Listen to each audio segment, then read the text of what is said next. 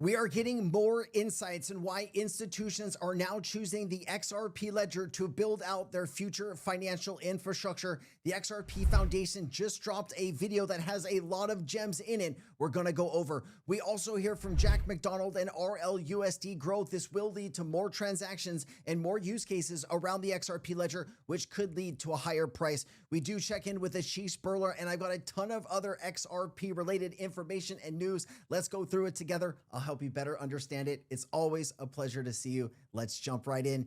Here we go. Always the ledger that was working with traditional finance. And this is an area that the XRP ledger has always been a leader. And I think the rest of the industry is finally coming along. I'm Brett Mullen. I'm the executive director of the XRP Ledger Foundation. I think one of the most important things to consider here is that this industry is maturing. And as these institutions are looking at different ledgers, I want them to look at the XRP ledger and say that this is the safest, this is the most secure, this is the most compliant ledger that I can use. And it takes an organization to kind of manage that. That helps people who want to build on these networks. They couldn't do it themselves. You know, Citibank, if they do their own blockchain, it's not going to be an open, decentralized blockchain. Other people probably aren't going to jump on board. The XRP Ledger Foundation adds that neutral party. From day one, it's always been that if I had any asset, that could be a bond or a stable coin, and that asset has a market to XRP,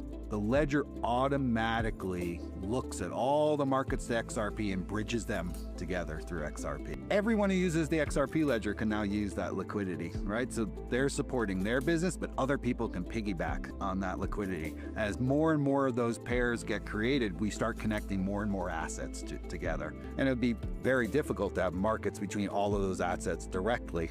Bridging through XRP is much more efficient. The people who are, launching new products, it's really about having a safe, secure base for them to build on it. Also, incorporating new features so it doesn't get out of date. Contributing to the ledger, adding a new feature, it's actually really expensive. Many people can write this code, but it has to go through a quality assurance process, and it has to go through security audits. So the foundation's there to put in that kind of support, to review the code, to do the security audits, and to enable people who probably wouldn't be able to contribute to the ledger to contribute to it. One big message I'd like to give out to people and to organizations is if you'd like to run a validator, if you'd like to be a part of this community, and we're here to talk to you. The foundation is also engaging over a dozen different vendors on separate projects. So rather than building a massive team, the foundation is trying to give back to the community by